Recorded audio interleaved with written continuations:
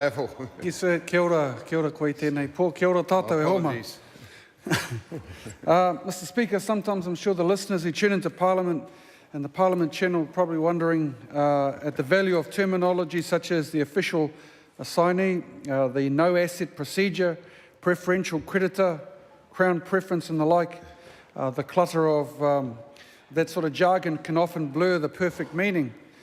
And so it's no wonder that at a previous attempt at the legislation on this matter, the Insolvency Law Reform Bill in 2006, it's no wonder that it only attracted one public submission, the submission from the Joint Solvency Committee, a joint committee, I'm told, established by the New Zealand Law Society and the New Zealand Institute of Chartered Accountants. Mr. Speaker, in doing some research and investigation about this particular matter, the issue of fraudulent debts and of corruption, of moral bankruptcy and the like, I found some information on a famous march on Washington in August of 1963. In that march, the late Martin Luther King described the Constitution and the Declaration of Independence as a promissory note to which every American would fall heir. The guarantee of the unalienable rights of life, liberty and the pursuit of happiness. Well, we know that Dr. King was pretty famous, and at that time he said these words, and they're quite neat words actually. He said something like this, sir: "It is obvious today that America has defaulted on this promissory note insofar as her citizens of colour are concerned. Instead of honouring this sacred obligation, America has given the Negro people a bad cheque, a cheque which has come back marked, quote, insufficient funds. But we refuse to believe that the Bank of Justice is bankrupt. We refuse to believe that there are insufficient funds in the great vaults of opportunity of this nation," end of quote. Mr. Speaker, I wanted to share these words in coming to this bill because the issue of integrity, of accountability, of honesty and of truth, of justice are right at the core of any move to prevent the write-off of fraudulent debt.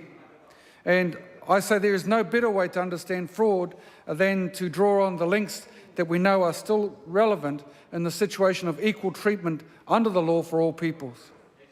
Mr. Speaker, this bill on the floor today is to close up a potential legal loophole.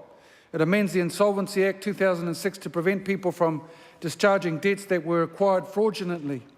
And in doing so, the legislation boasts that it will ensure that the integrity of the no asset procedure. The no asset procedure is basically an alternative to bankruptcy. It was created to help people who find themselves in financial difficulty. What it does, I'm told, in practice is to write off debts of up to $40,000 for people who find themselves in difficulty and do not have any realisable assets to pay off those debts. To qualify for the no asset procedure, an individual had to meet a number of stringent criteria, including, of course, the fact that they had no assets. It was all about a fresh start, a new beginning to assist people to restore themselves on the pathway forwards.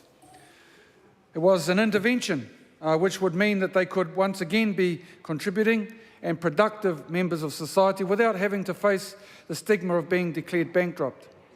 But the trouble is that the no asset procedure was never meant to be a way out for those who have obtained debts fraudulently, and yet that is what has transpired. And that is one of the anomalies of this legislation, Mr. Speaker. That legislation which came into effect to deal with the discharge of fraudulent debts was in itself rewarding dishonesty. We welcome, therefore, sir, the move to grant financially distressed individuals relief from debts that they may have incurred, but not debts or liabilities which have emerged themselves as a result of fraud. Mr. Speaker, the bill goes further and advances the issue of reporting and registration of those who have had debts discharged under the no assets procedure. The bill stipulates that the public register should be amended to record the names of those who have had their debts discharged under the no asset procedure. The information will be retained for 4 years on the public register after a person is discharged from the no asset procedure, which all seems fairly sound to us. It also proposes that a permanent public record will be kept for those who have been involved in multiple insolvency activity, Information pertaining to an individual applies if a person has had 2 or more insolvency events and also applies retrospectively. Mr. Speaker, would be very interested to hear at the Select Committee stages from individuals who have been through bankruptcy and their perception on the extent of the harm this may cause to their future prospects. A key focus for the Māori Party through all the public policy is on the restoration and maintenance of whānau ōrāsu. We supported the original Insolvency Law Reform Bill because we believed it had a focus on rehabilitation of companies and the restoration of individuals. We would not want to see these values compromised in the interest of business relations per se. While we totally support any investment in business growth and encourage whānau to enter into commercial enterprises, we also want to ensure that whānau well-being, the greater good of the collective, is taken into account when considering individual situations of fraudulent activity. Mr. Speaker, the key is to try to prevent financial strife from occurring in the first place. And so it makes for interesting synergy today that this bill follows fast on the heels of the Taxation Business Tax Measures Bill. We know that tax laws have often contributed substantially to financial distress. The taxation requirements are too costly and cumbersome, producing an environment in which small businesses can't keep up. In addition, there is frequently no flexibility from the Crown via the Inland Revenue Department, who assume first place in the queue of creditors to the detriment of other creditors. So while this bill does nothing, of course, to change tax laws, we are obviously in support of the measures included in the business tax measures legislation, which will have a direct link to preventing financial failure. Mr. Speaker, we hope that this insolvency bill will make it a whole lot easier for creditors, for debtors and for whānau.